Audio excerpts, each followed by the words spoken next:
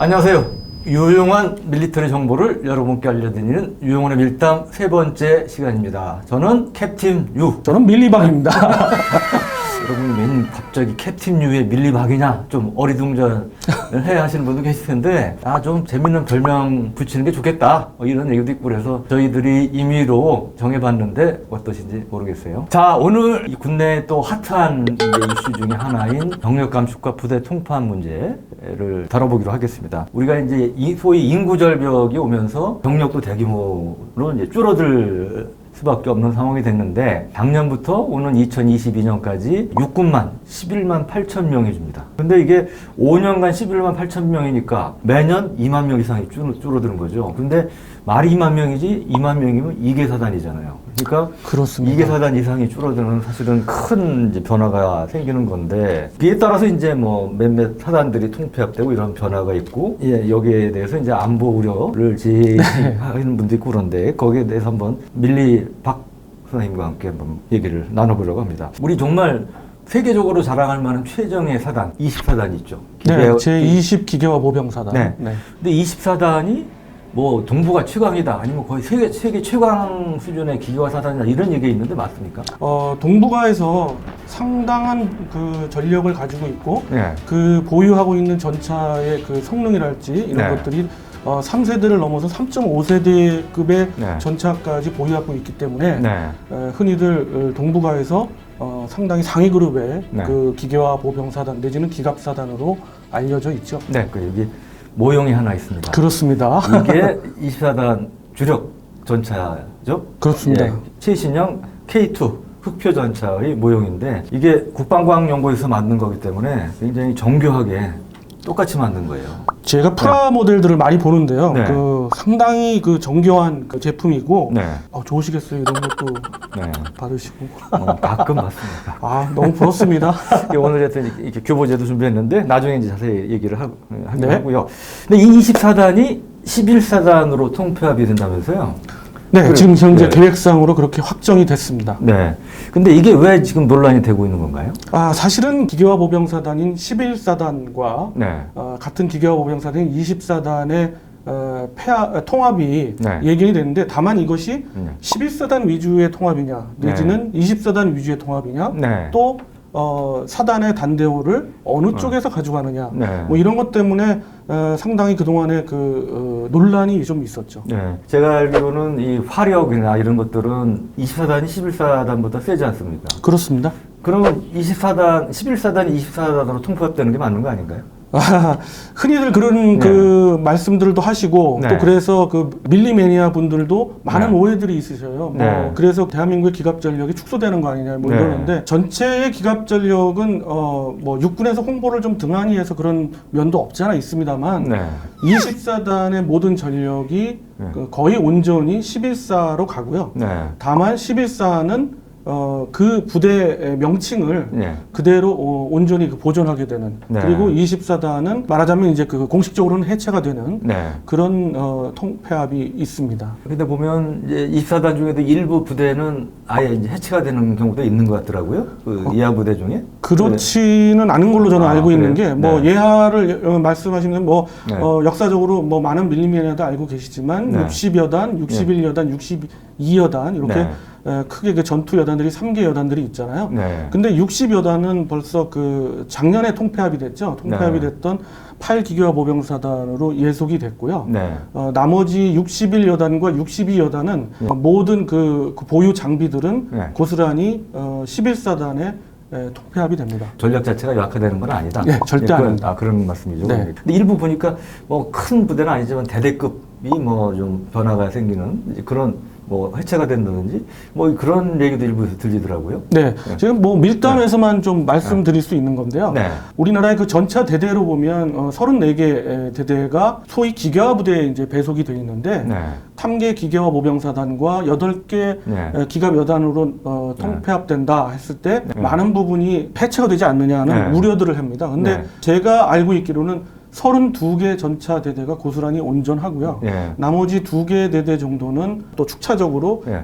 보병사단의 네. 예하 전차 대대로 넘겨주는 거고. 넘겨주게 되겠습니다. 매니아적인 관점에서 좀 여쭤보는데 이 11사단의 이 전력, 뭐 전차나 장갑차 뭐 이런 숫자는 이제 비밀이지 않습니까? 자세한 숫자는. 아, 예. 예, 예. 근데 대략적으로 어느 정도의 전력인지 좀 설명을 할 수 있나요? 기계보병사단이라면 전차 대수만 따지면 예.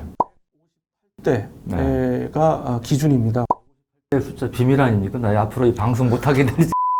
사실은 몇 년 전에 이 24단이 보면 그 남한강 변에서 그렇습니다. 그 기동사일이라고 그러죠. 사단 네네. 창설일 때 전차, 장갑차, 자주포 여러 가지 기갑 장비들 무려 한 300대가 넘는 기갑 장비들이 도열해서 퍼레이드를 매년 초에 이제 하고 그랬었습니다. 2월, 3월 달에 저희 촬영팀에서 드론을 띄워서 그걸 찍었는데 정말 우리 흔히 유행하는 말로 포스 장렬이더라고요. 포스가 그렇죠. 장난이 아니고 제가 알기로는 중국, 북한, 러시아를 포함해서 기갑 장비만 300대 이상을 동원해서 그런 식으로 퍼레이드 하는 경우는 24단이 유일했던 걸로 알고 있어요. 우리가 굉장히 독특한 장엄한 이런 장면이었는데 앞으로 이제 그거를 보기 힘들게 된 것 같아서 그게 좀 아쉽네요. 글쎄요, 제가 보기에는 네. 그것들은 이제 대국민 홍보 차원에서 충분히 할 수도 있죠. 뭐, 11사단에서 와서 할 수도 있고, 네. 사실 뭐, 마음만 먹는다면, 네.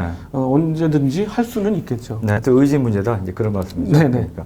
근데 지금 보면 일부에서는 그래서 이제 뭐 24가 11사단이 통합되는 게 24단이 과거에 이제 5.18 관련해서 뭐 진압부대 아니었습니까? 그래서 그런 어떤 정치적인 이유가 있는 거 아니냐, 이제 그런 얘기를 하는데, 군에서는 원래 이제 24단에 11사단을 통폐합하는 걸로 검토를 했었다고 그러더라고요. 그런데 지역 주민들이 이제 24단이 양평에 있잖아요. 그 양평 쪽에서는 부대가 나가주기를 원하고, 그렇습니다. 오히려 이제 11사단인 홍천 쪽에서는 그 지역 발전을 위해서 11사단이 꼭 있어야 된다. 그렇습니다. 그런 이제 여론의 차이가 상당히 있었고 그것이 어떤 부대 통폐 방향에 큰 영향을 끼친 거다. 이런 얘기도 하더라고요. 맞습니다. 유 네. 기자님 말씀대로 그러한 것이 분명히 작용을 했고요. 네. 거기에 더해서 우리 그 11사단 출신 분들의 동호회가 네. 11사단이 해체된다는 설이 조금 높았다 보니까 네. 아무래도 그 11사단 동호회 분들이 엄청난 그 네. 로비와 네. 내지는 또 11사단이 해체돼서는 안 된다는 당위성 네. 뭐 이런 것들을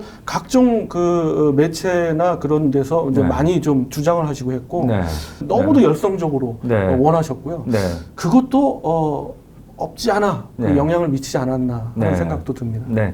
근데 오늘 우리 밀리박 선생님이 또 아주 재밌는 거, 중요하고 재밌는 걸 갖고 오셨어요. 이 부대 마크. 아, 예. 여러분 군 복무하신 분들 사단 마크는 아마 평생 잊지 못하실 것 같은데. 네.